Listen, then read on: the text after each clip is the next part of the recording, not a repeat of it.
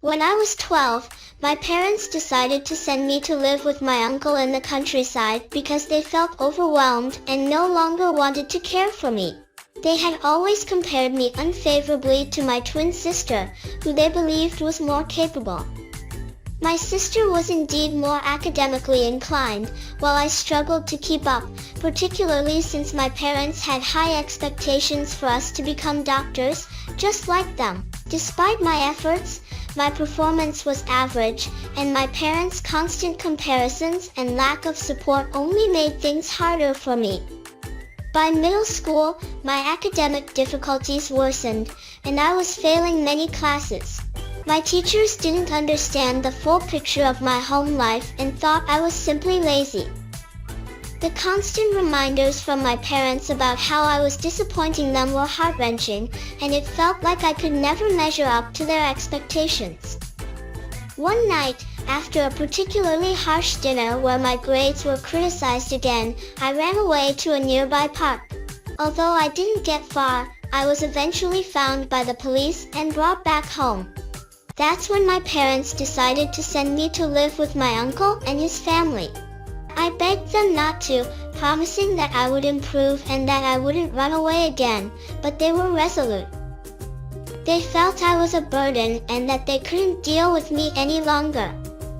They told me that they preferred focusing on my sister, who they thought was more promising. After saying goodbye to my sister, I moved in with my uncle and his family. I was devastated and cried continuously for weeks.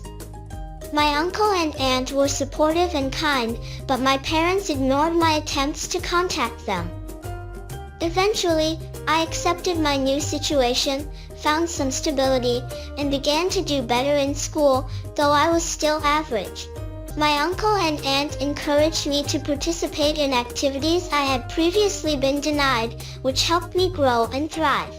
Living with my uncle and aunt allowed me to live a more fulfilling life, free from the intense pressure my parents had imposed. I graduated from college, married my high school sweetheart, and started a family of my own. My sister and I stayed in touch over the years, and although our parents had reached out recently, it was a complicated situation. I had been living a much better life without them and was hesitant about reconnecting. After hosting the dinner, I felt the need to reach out to my uncle and aunt to apologize for inviting my parents without giving them a heads up. The tension from that evening had left me uneasy. I called my uncle to express my regret. He admitted that he was taken aback by the surprise appearance of my parents, but eventually got over it.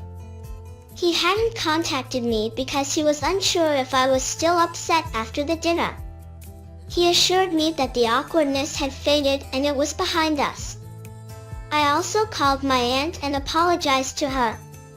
She had a similar reaction, initial shock followed by understanding. I was relieved that they both were willing to move past it. After I had made my apologies, I felt a weight lift off my shoulders. Although I still didn't believe I owed my parents an apology given their past treatment of me, I felt better having addressed the situation with my uncle and aunt. My husband, who initially suggested I apologize to my parents, understood my position after I explained the background and my feelings.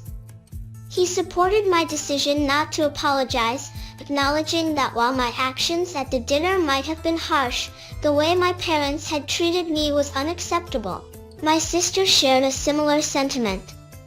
She recognized that I had been wronged but also believed that the final decision was mine to make. A week after the dinner, my parents made a public post on social media about the incident, which caught me off guard. Their post, which was quite out of character for them given their limited social media presence, was one-sided and did not address their past actions. It was more of a lament about how hurt they were, and they went so far as to tag my coworkers and even my husband's colleagues, which was particularly surprising and intrusive. My coworkers, who were unaware of the backstory, were understandably confused and shocked when they saw the post. They started contacting me, urging me to check my social media. Since I had been busy with my son and not actively checking online, I was blindsided by their messages. The post drew unnecessary attention to my personal life and led to uncomfortable conversations with colleagues who had no context about the situation. I decided my sister, husband, and I have been trying to resolve this situation without escalating it further. We've been attempting to get my parents to take down the post, but they've been unresponsive to our messages. I've avoided involving lawyers for now, hoping that a more personal approach might be effective. If necessary, I might pursue legal action, but I'm reluctant to go down that road unless absolutely required. My sister decided to visit our parents in person to address the issue directly. She conveyed to them that I would not apologize and warned them about potential legal consequences if they didn't remove the post. After a lengthy discussion, my parents agreed to take down the post but informed my sister that they would be cutting me off from their lives and inheritance. While the loss of inheritance is inconsequential to me, I was primarily concerned with resolving the issue of the post.